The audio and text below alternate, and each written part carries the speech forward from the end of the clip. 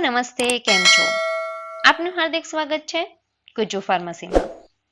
મિત્રો, આજે ફરી એકવાર અમે આપની સમક્ષ આવી ગયા છીએ એક નવી જ ઔષધિ લઈને. સૌથી પહેલા તો હું એમ કહીશ કે આપ સૌનો ખૂબ ખૂબ આભાર. પહેલા વિડીયોને જે પ્રતિસાદ મળ્યો છે તેનાથી અમને આગળ વિડીયો બનાવવા માટેની પ્રેરણા મળી છે. જો તમે અમારી ચેનલ પર પહેલીવાર આવેલા છો તો અમારી યુટ્યુબ ચેનલને સબસ્ક્રાઇબ કરો. અને આ વિડીયો તમને ગમે તો વિડીયોને લાઈક કરો અને તમારા ફ્રેન્ડ્સની સાથે શેર કરો કે જેથી અમે આવા જ વિવિધ માહિતી ધરાવતા અવનવા વિડીયો તમારી માટે લાવતા રહીએ. તો ચાલો શરૂ કરીએ આજની ઔષધિ સિરીઝનો એપિસોડ 2. આજની ઔષધિ છે આંબા હળદર. હવે આ આંબા હળદરને સંસ્કૃતમાં કહેવાય છે આમ્રગંધી હરિદ્રા, હિન્દીમાં કહેવાય છે આમાં હલ્દી, ઇંગ્લિશમાં એનું નામ છે મેંગો જિંજર અને લેટિનમાં કહેવાય છે કુર્કુમા અમાડા. તો ફાર્મસીના સ્ટુડન્ટ માટે બાયોલોજીકલ સોર્સ કુર્કુમા અમાડા અને ફેમિલી છે ઝિંગીબરેસી. તમારામાંથી ભાગ્યે જ કોઈ એવું હશે કે જેને આંબા હળદરનું નામ નહીં સાંભળ્યું હોય, અને ઘણા એવા પણ હશે કે જે આંબા હળદરનો કચુંબર તરીકે ઉપયોગ કરતા હશે અથવા તો અન્ય કોઈ રીતે એનો ઉપયોગ કરતા હશે. તો સૌથી પહેલા તો તમે એ જાણો છો કે આ હળદરને આંબા હળદર જ શું કામ કહેવાય છે?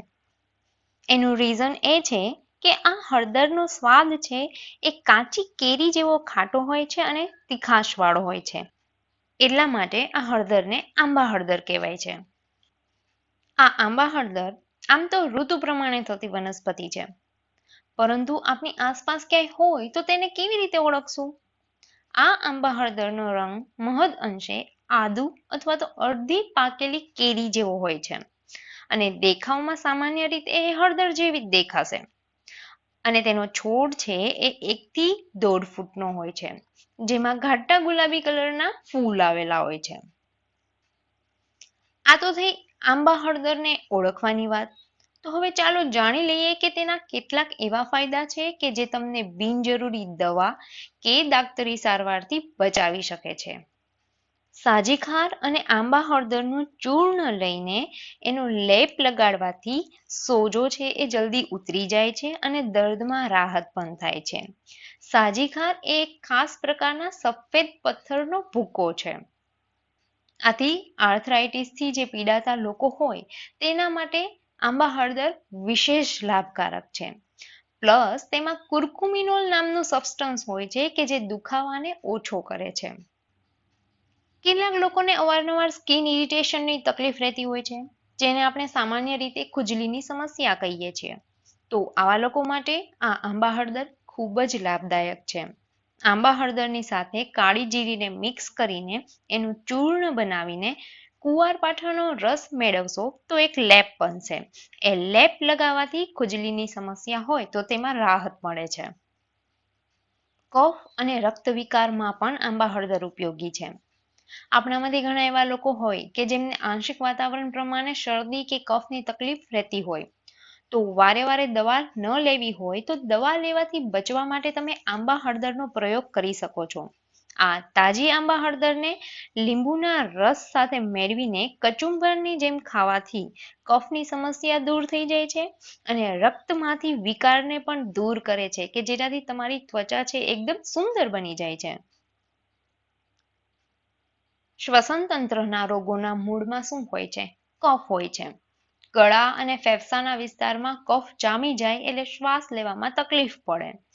પ્લસ આ ચીકણો પદાર્થ છે એ નાકના જે બી છિદ્રો છે એને પણ બ્લોક કરી દે છે, તો તેનાથી શ્વાસ લેવામાં મુશ્કેલી પડે છે. અસ્થમા, શરદી અને કફ આ બધા રોગોનું મૂળ કારણ એ જ છે. તો આંબા હળદર કફનાશક હોવાથી આ તમામ ડિસીઝમાં રામબાણ ઇલાજ છે. હવે જે લોકો મસાલામાં વધુ પડતી હળદર ખાતા હોય કે આંબા હળદર વધારે ખાનારા હોય તેમને ભાગ્યે જ શરદી કે કફની સમસ્યા થતી હોય છે. તો અસ્થમાનો રામબાણ ઇલાજ પણ આંબા હળદર છે. તો આંબા હળદરનું નિયમિત રીતે સેવન કરવું જોઈએ.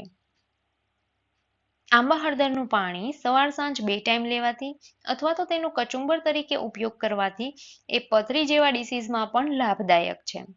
ખાસ કરીને નાના બાળકોને અવારનવાર થતી સમસ્યા કે જેમાં યુરિન અટકી જાય છે અથવા તો યુરિન આવવામાં તકલીફ થતી હોય તો તેમને હળદરનું પાણી અને નિયમિત રીતે કચુંબર લેવું જોઈએ કે જેનાથી આ સમસ્યા દૂર થાય છે અને પ્લસ એ નાના બાળકોને કોઈ ભારે દવા કે સર્જરી કરવાની જરૂર રહેતી નથી. હવે આપણામાંથી ઘણા બધા એવા લોકો હોય છે કે જેમને ગોરા થવું હોય છે અથવા તો સુંદર દેખાવા માટે કેટલા બધા કોસ્મેટિક અને કેટલી દવાઓનો ઉપયોગ કરતા હોય, એનો પ્રયોગ કરતા હોય, પણ તેમાં જે સફળતા મળે છે એના દર કરતા નિરાશા વધારે મળે છે. તો એવા લોકો માટે આ આંબા હળદર એક સુપર ક્લાસ કોસ્મેટિક તરીકે કામ કરે છે. જાણીએ કઈ રીતે?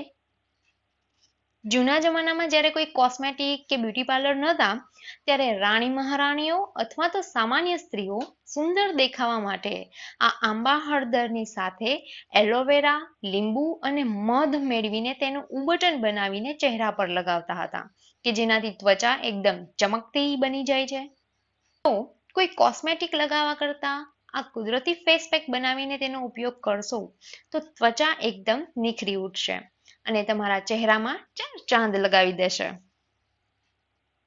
આ હળદર જેમ એક દવા તરીકે કામ કરે છે તેવી જ રીતે તેના છોડ અને મૂળમાં જે ગાંઠ હોય છે તેનો ઉપયોગ જૂના જમાનામાં અને આજે પણ કપડાને રંગવા માટે થાય છે અને નેચરલ હોવાથી આ કલરથી જે બી કપડાં રંગેલા હોય તેનો લાંબા સમય સુધી વપરાશમાં લઈએ તો પણ કોઈ પણ સ્કિન ઇરિટેશનની તકલીફ નથી થતી. તો આ હતા આંબા હળદરના ફાયદાઓ અને તેને ઉપયોગમાં લેવાની રીતો. આઈ હોપ તમને આ વિડીયો ગમ્યો હશે.